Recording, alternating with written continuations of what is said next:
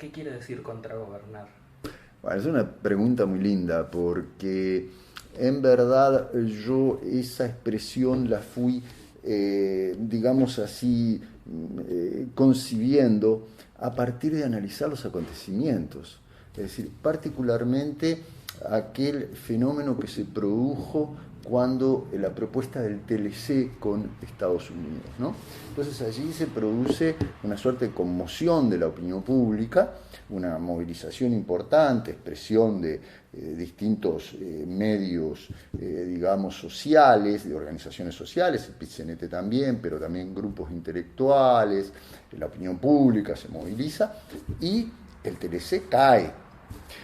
Ahora, a mí lo que me pareció muy sugestivo era comparar lo que sucedió con el TLC con Estados Unidos con una circunstancia análoga que fue la instalación de Bosnia, incluso con el antecedente de que Bosnia, digamos, había sido un proyecto cuestionado por el propio Tabaré Vázquez, además del Frente Amplio en su programa. Y entonces, ¿por qué en un caso se produce una movilización de la opinión pública y el presidente, digamos, tiene que abandonar ese proyecto? ¿Y por qué en el caso de Bosnia, por el contrario, se produce una suerte de, adhesión de la opinión pública a una posición que tampoco tenía arraigo ni tradición dentro de, particularmente de las fuerzas que apoyaban a el partido de gobierno? Entonces, la conclusión es que en un caso existía una configuración de antecedentes, digamos, un universo ideológico en torno a Estados Unidos, la tradición de la resistencia a Estados Unidos, lo que nos enseña ya en el liceo, ¿verdad? El poema de Rubén Darío, ¿verdad? Atí, Cazador, Roosevelt, Cuba, el movimiento por Cuba, la identidad latinoamericana, cuestionada y agredida por múltiples intervenciones, ¿verdad? Y entonces allí esa memoria colectiva interviene. Pero en el caso de Bosnia, interviene en el sentido contrario. O sea, existe determinada conflictividad histórica que se ha rastreado, por ejemplo, en conflictos que arrancan a fines del siglo XIX, principios del siglo XX, que ya enfrentan a Uruguay con Argentina, luego el peronismo y el vallismo, ¿verdad? Determinada percepción del peronismo que los uruguayos tienen, determinada percepción del vínculo entre el país desde su origen con las potencias en torno a la segunda, a la guerra grande, y determinada tradición que eso deja como legado. Entonces, eso muestra que las configuraciones ideológicas y de sensibilidad son gravitantes. Pero la otra pregunta que viene después es ¿por qué son gravitantes hasta el punto de poder armar o desarmar algo?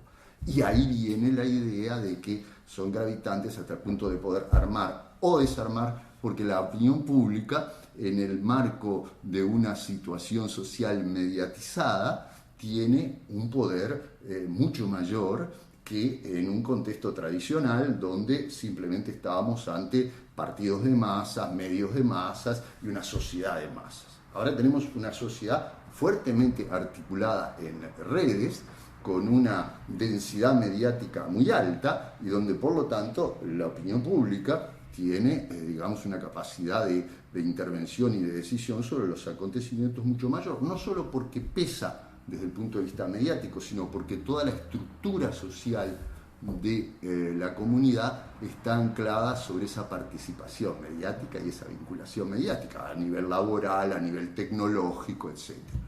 Entonces, eso muestra que hay, así como hay una gran capacidad de manipulación mediática, como se vio particularmente en el caso de la figura de Mujica, que sus altos y sus bajos, digamos, son incluso, manejados estratégicamente por el propio Mujica desde el punto de vista mediático. Así como vemos eso, por otro lado vemos que cuando la comunidad se articula y se moviliza a partir de redes, tiene una capacidad de intervención sobre la escena pública mucho mayor. Entonces las dos cosas las presenté, de ahí la idea de contragobierno. Pero después me di cuenta que yo había trabajado muchos años en Derrida la noción de contrafirma. Es decir, toda firma tiene una contrafirma. Y tanto la firma como la contrafirma tienen la singularidad del trazo.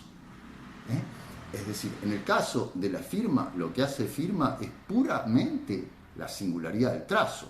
Porque que yo pueda leer o no leer una firma no cambia, digamos, que lo que hace firma es que es intransferible y, digamos, absolutamente singular el trazo con el que yo firmo. Pero en el caso de la contrafirma, que forzosamente tiene que ser legible, allí también tiene que haber la singularidad de un trazo, ¿verdad?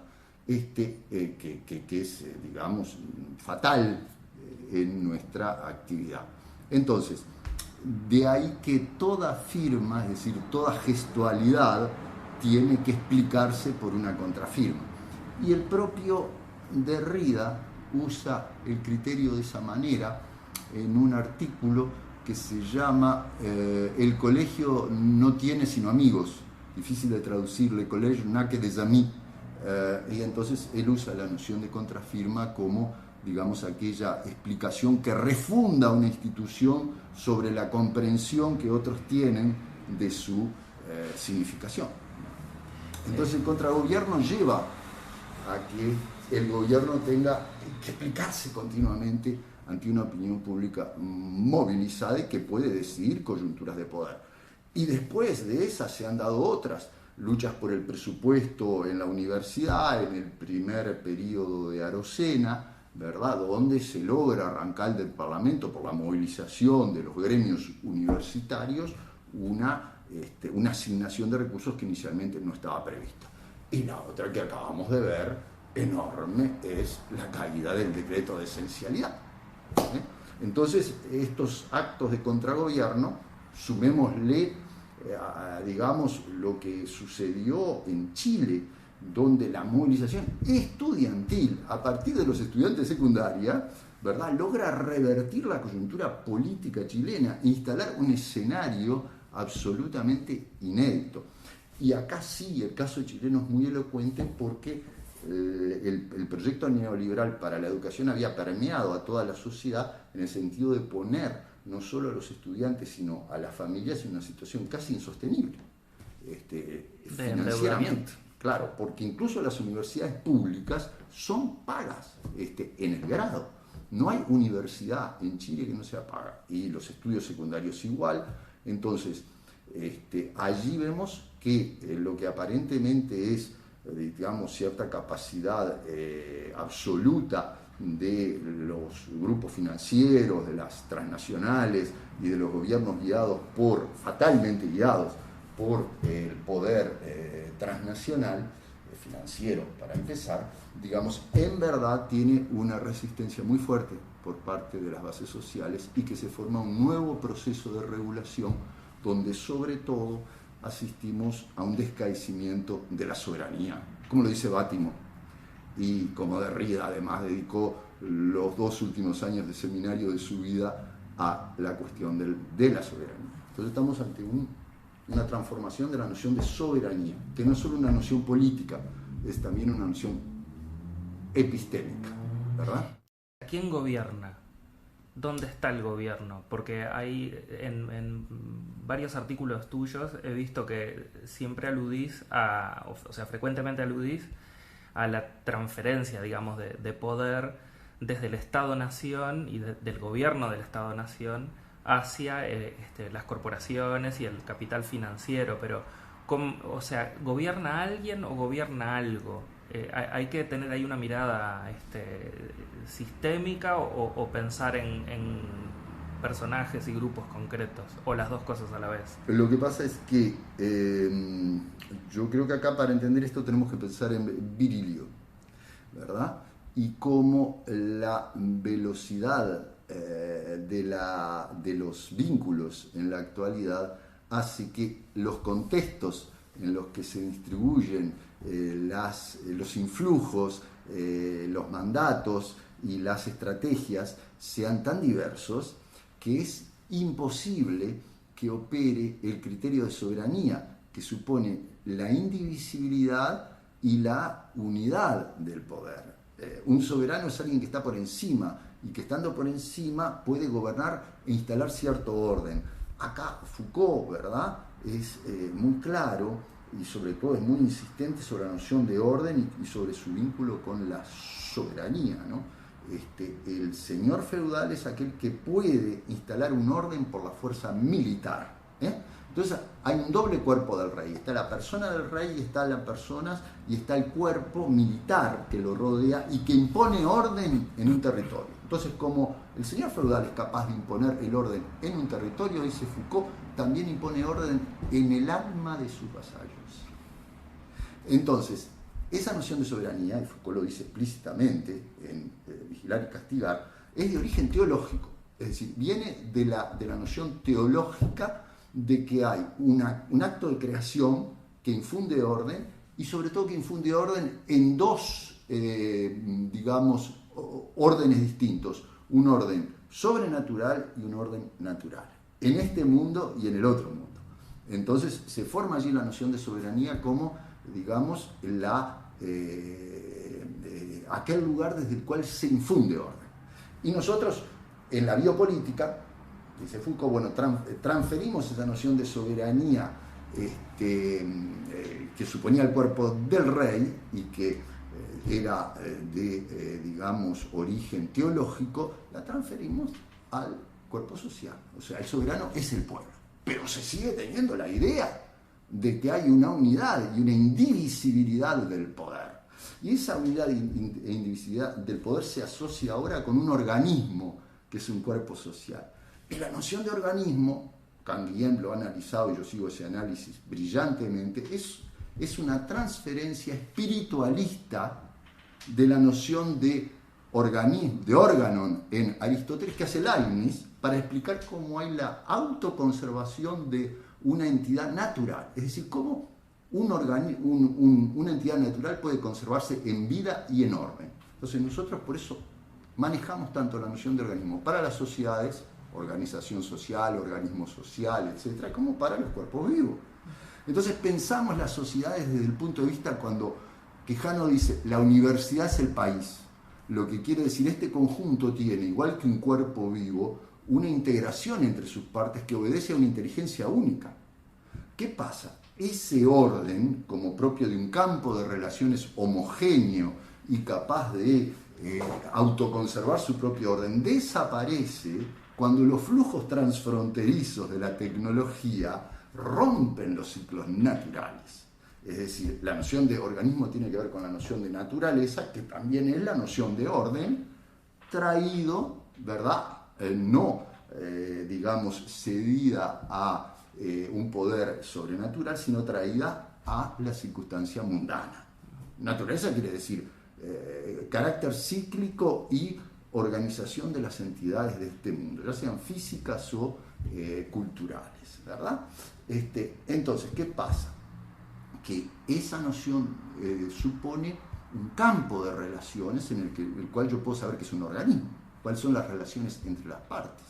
Cuando la tecnología, por la velocidad en particular y por la potencia de la creación humana, rompe esas fronteras naturales, lo artefactual y artificial es predominante sobre lo natural. Y eso se ve en la organización política que sigue la Segunda Guerra Mundial, cuando la creación del artefacto atómico determina entonces dos entidades geopolíticas que cada uno tiene su campo de influencia, y ese campo de influencia está gobernado no por circunstancias naturales de configuración cultural, idiosincrática, de tradiciones, sino por la potencia atómica que instala el paraguas atómico sobre Europa, en el caso de Estados Unidos, y que dice que América Latina es un patio trasero, ¿verdad? Y el caso de la Unión Soviética, que tiene su panoplia atómica situada desde el lado del este de Europa, ¿verdad? Y hasta Asia. Entonces, ahí el juego estratégico no depende más de fronteras naturales, de idiosincrasias, y se forma todo aquel movimiento de la Unión Europea vinculado a la Comunidad Europea vinculada a Estados Unidos y que Estados Unidos logra progresivamente penetrar, etc. Hasta que finalmente Estados Unidos gana ¿cuál guerra con Unión Soviética? ¿Una guerra nuclear? No, gana una guerra tecnológica y una guerra económica. Y entonces cae el muro de Berlín y tenemos una configuración distinta, pero basada siempre en, ahora multipolar, ni que hablar, no voy a hacer la descripción de lo que vivimos ahora, pero basada siempre en la capacidad tecnológica ante todo.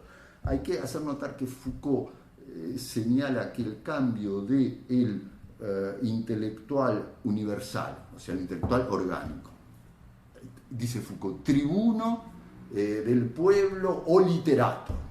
Nosotros hemos tenido figuras perfectamente articuladas, Michelini, Benedetti, representan sea la sensibilidad del pueblo, sea sus derechos, pero de una nación. Bueno, ese intelectual, dice Foucault, desaparece y surge el experto con poder sobre la vida y la muerte, y en esa figura él coloca a Oppenheimer, el creador de la bomba atómica. Entonces, esa es la circunstancia en la que estamos, donde empezamos a ser, digamos, invadidos por una suerte de ejército de tecnólogos que, digamos, tienen un saber vinculado no, digamos, a la idiosincrasia, la sensibilidad, sino a una procedimentalidad con determinado tipo de eficacia productiva, tanto en lo tecnológico y académico, que están perfectamente articulados, como en lo económico. Y los dos puntos se articulan. Tenemos que ver lo que pasó en el Clemente Estable ahora con el presupuesto. Dice exactamente eso. Los científicos de Clemente Estable quieren seguir, digamos, situados en la tradición, que no puede ser otra, si el pensamiento y la creación intelectual son libres, de la autonomía, la tradición kantiana, justamente de los estados modernos, de la modernidad de los estados-nación y de la organicidad social. Bueno, el presupuesto le dice, no señores, ustedes acá tienen que articularse con los ministerios y en la medida en que ustedes correspondan a los ministerios y a las estrategias de los ministerios, que además están articuladas con las estrategias internacionales, de las transnacionales, de los organismos financieros internacionales, ¿verdad? Entonces ustedes van a tener un aumento de presupuesto, si no van a quedar igual. Y la gente de Clemente Estable, yo digo esto porque la gente de Clemente Estable, como todos sabemos, lo declaró con toda esta situación. Entonces, esa es la circunstancia en la que estamos y eso es lo que explica que haya la lucha presupuestal que en el momento actual hay en torno a la ANEP y a UDELAR. La tecnología necesariamente, en este plano que tú me decías de por qué se produce esa suerte de homologación general de criterios en torno a lo técnico y a la tecnología en particular, eso es porque la tecnología se mueve en base a la información, no en base a la comunicación. Es decir, solo en la medida en que yo puedo homologar ciertos procedimientos y cierta contabilidad de elementos, puedo llegar a una homogeneización informativa, que es absolutamente clave para poder manejar grandes registros de información. Entonces, lo que sucede es que allí se da una cristalización cientificista del pensamiento, donde la formalización de la información es el elemento clave. Y lo que es progresivamente, digamos así, postergado y marginado es la sensibilidad. Es decir, hay que convertirse a una sensibilidad procedimentalista, lo cual supone simplemente liquidar la sensibilidad, porque la sensibilidad no puede articularse en torno a la formalización de la información.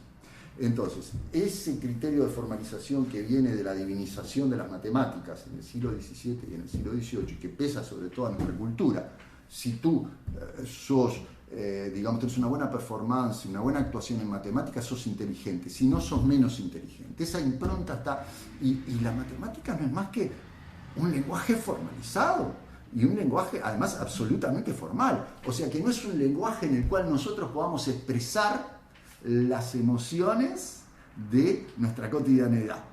¿eh? Entonces, es esa inteligencia formalista, que por ser enteramente formalizable es enteramente manipulable y por eso da una capacidad de, digamos, intervención estratégica muy fuerte, lo que ha determinado el peso de esa inteligencia sobre la industria, sobre la producción en todos sus planos y ahora sobre los intercambios informativos a través de la informatización, que también tiene una base numérica. Bueno, es esa inteligencia la que de alguna manera intenta situarse como el eje. Ahora, ¿qué sucede? Acá se produce un doble proceso, otra vez, como en gobierno y contragobierno, que es fatal. ¿Qué es lo que una colega francesa, que yo conocí personalmente, estuvo acá, ¿verdad? Llama la société, es muy difícil decirlo en español, lo digo primero en francés y después lo traduzco, es la société du jugement, es la sociedad del enjuiciamiento. D'Almeida es esta colega. Nicole D'Almeida es de origen portugués, pero nació en Francia. D'Almeida dice entonces que nosotros hemos desarrollado la noción de discurso y, digamos, capacidades de expresión pública a tal punto que actualmente, una empresa tiene una política de comunicaciones, tiene un perfil discursivo y tiene sobre todo una comunicación organizacional. Y esa comunicación organizacional pasa por determinadas señales de imagen. Entonces, ¿qué sucede? Tenemos una sociedad que de más en más está, digamos, volvemos al punto de la mediatización y lo tomamos ahora en otro plano, que yo hablaba cuando decía que la sociedad tiene otra base en la densidad de los vínculos mediáticos. ¿Qué pasa? Los grupos tienen sus estrategias discursivas. Como tienen sus estrategias discursivas, tienen sus estrategias enunciativas y por lo tanto de lectura de la realidad. Eso es lo que explica un fenómeno que nosotros trabajamos en Ciencias de la Comunicación en un momento con mucho éxito. Y es que ya en el año 95, el entonces presidente Julio María Sanguinetti declaraba que los medios y las encuestas son más poderosos que los gobiernos y los estados. Entonces daba el ejemplo, que es un perfecto ejemplo para la teoría de D'Almeida, de la sociedad del enjuiciamiento, que yo decía antes, que alguien gana una elección, un partido gana una elección, lo gana con un margen razonable, tiene toda la legitimidad y toda la legalidad. 3 meses después sale una encuesta y dice, no, el presidente ya no es más popular y su partido ya no tiene más crédito. Y resulta que Sanguinetti se sorprendía, digamos, y se rebelaba contra eso. A mí me parece perfecto. ¿Qué sucede? O sea, la soberanía descansa, porque ya no puede tener más una base representativa, porque otra vez la noción de representación es inseparable de la noción de la formalización de un vínculo. Yo represento matemáticamente cuando paso de un lado al otro de la ecuación. Esa es la primera noción de representación. Y la otra noción de representación es la noción de organismo, que es la que decíamos nosotros, que allí una parte interactúa con otra y se produce una delegación de funciones. Entonces, ¿qué pasa? Esa noción de representación descaece, porque lo que prima es la artefactualidad. Y nosotros ahí tenemos, estamos grabando, sí, tenemos un fenómeno absolutamente colosal, que es esa suerte de blooper ideológico político que se produce cuando las encuestadoras inventan un candidato pop. Primero dicen que va a ganar uno, que va a ganar Larrañaga, y resulta que le gana el otro, y después inventan un candidato pop que era imparable. Y el candidato pop, como yo sostuve en algún artículo, se desarma ante el candidato popu. O sea, el candidato popu, en un trasfondo cultural como el uruguayo, es mucho más fuerte que un candidato pop. Porque el candidato pop tiene que hacer pasar el hip hop por, digamos, y nosotros sabemos que la gente, digamos, en todo caso, en grandes grupos masivos, le gusta el folclore, le gusta la cumbia. Entonces, no hay candidato pop que gane acá. Es un candidato popu, del canto popu, el que va a ganar. Entonces lo que pasó fue eso, pero fue un gran blooper, lo cual muestra hasta qué punto, digamos, los fenómenos de representación han descaecido ante fenómenos que son fenómenos de sensibilidad, donde por más que la tecnología genere un gran aparato, etcétera, hay reacciones y hay resistencias de la sensibilidad que van a absorber esos influjos. Y ahí hay como una grieta para que puedan incidir los movimientos sociales. Absolutamente, porque hay desplazamientos. Bueno, el caso chileno es absolutamente sideral. ¿Cómo puede ser que en una sociedad donde el neoliberalismo había logrado reordenar todo el juego social y político con un éxito económico, sin embargo, el candidato neoliberal, primero, la candidata de izquierda pierde, la candidatura de izquierda que siguió a Bachelet tras 15 años de concertación, pierde.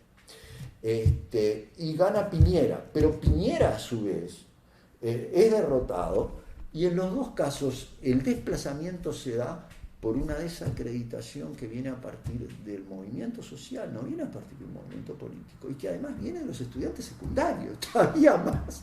Entonces, ¿qué pasa? Hay fenómenos a los que no se está prestando la atención porque simplemente no se los lee, pero este es uno de los más colosales.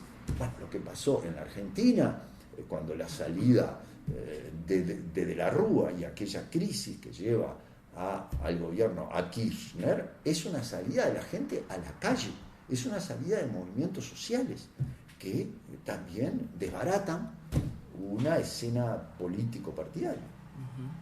En algún artículo tuyo tenías la imagen como de los gobernantes como un corcho encima de una ola. A mí me hizo pensar en un surfista haciendo equilibrio arriba de la ola y tratando como de seguir por donde viene la corriente.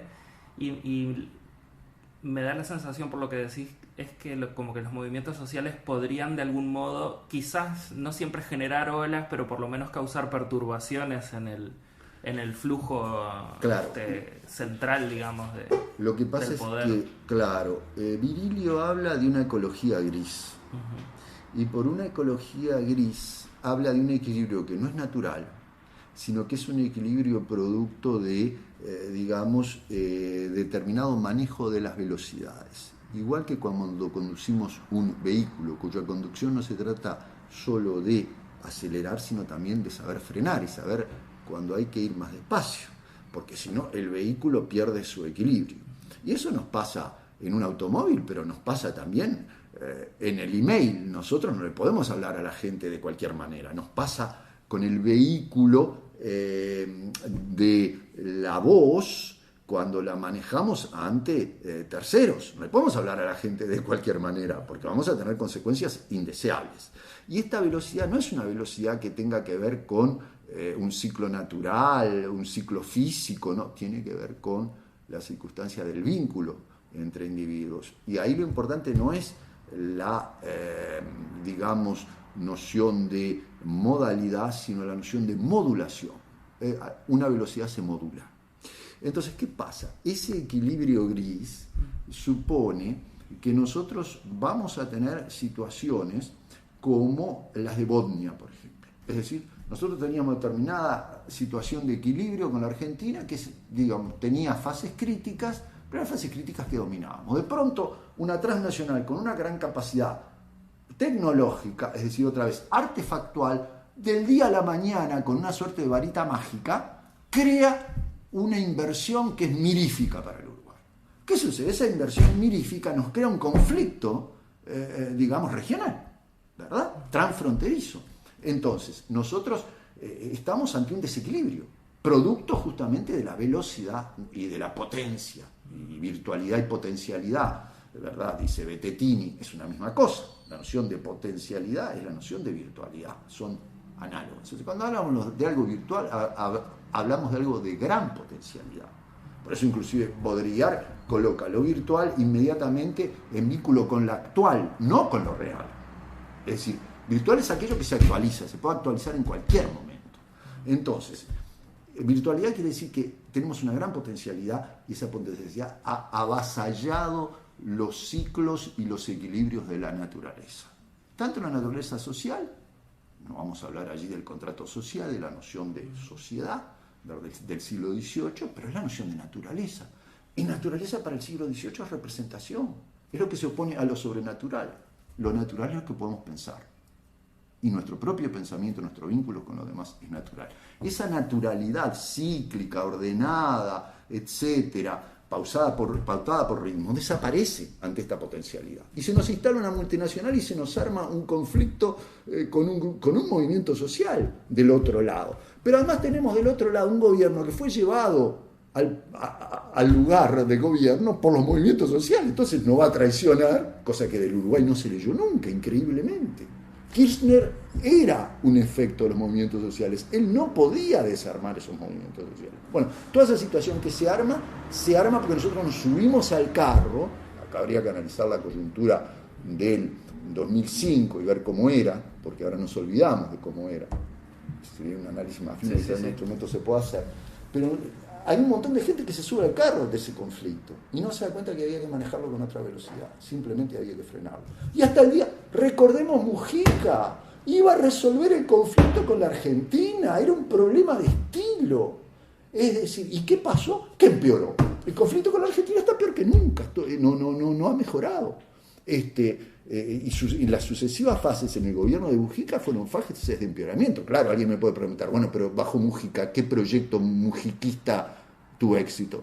Bueno, pero eso es parte del análisis que nos llevaría a pensar por qué lo votó determinado núcleo de la ciudadanía. Es decir, por qué determinado núcleo de la ciudadanía se identificó, ¿verdad?, con un personaje político de esas características. En cuanto a esto, o sea, ¿cuándo estamos frente a algo que realmente intente resistir a esa velocidad? ¿Y cuándo frente a algo que intenta en realidad capitalizar la resistencia y sumarse, en este caso, al neoliberalismo? Claro, que yo creo que vamos a estar enfrente de algo que intente modular las velocidades el día que tengamos una propuesta explícita a ese respecto. Y en el Uruguay lo que hemos tenido, particularmente por parte de Mujica, es justamente lo contrario. Es decir, la idea de que lo que importa es la producción ante todo, que es una idea además decimonónica, una idea traída de los años 50, cuando en el Uruguay, no nos olvidemos que Mujica atacó a los humanistas, atacó a la gente que estudiaba comunicación, los denostó, los cuestionó. ¿Por qué? Porque era la misma idea desarrollista de los años 50. Ya en los años 50 y 60 se decía, no, en el Uruguay tenemos demasiado, y esto quizás esté entre aquellos que tienen la memoria de aquel periodo, que los de tu generación no la tienen. Pero esto era un tópico firme y fuerte en la escena, particularmente de la universidad. Necesitamos más agrónomos si somos un país agrario. Entonces, ¿qué pasa? Pasa que con muy pocos agrónomos, nosotros en verdad, o relativamente poco, podemos resolver los problemas de producción que estaban planteados, por lo menos en el sesgo en que estaban planteados en aquel entonces. Y que nosotros tenemos una sociedad que tiene determinadas inclinaciones, como las tiene cualquier entidad humana. Y entonces, si nosotros no respetamos las inclinaciones de nuestra sociedad, empezamos a ir por caminos curiosos. Y los caminos curiosos por los que vamos son estos de ahora, donde de un día para el otro sucede que tenemos un ejército de científicos. Y este país, que era un país de letrados, de literatos y de pensadores, digamos, muy vinculados con la filosofía, empieza a tener una suerte de mengua, digamos, disminución. Entonces, ¿a qué estrategia obedece eso? ¿Cómo nosotros cambiamos nuestra personalidad, nuestras inclinaciones? ¿Cómo ahora tenemos otras inclinaciones que no teníamos antes? Ese supuesto ejército de científicos, que por ejemplo el presidente de la Academia de Ciencias dice que en el Uruguay nosotros en el año 85 teníamos 25 científicos y ahora tenemos 1.500 o 1.250, no sé. ¿Cómo se produce ese fenómeno extraordinario de que así en un plano de 20 años generamos una capacidad científica? Bueno, entonces allí tendríamos que ver si en verdad no estamos montando aparatos, ¿verdad?, para justificar determinadas circunstancias, determinadas influencias y determinadas estrategias. Y si no estamos justamente disminuyendo el potencial de nuestra comunidad en lo que son sus inclinaciones más propias.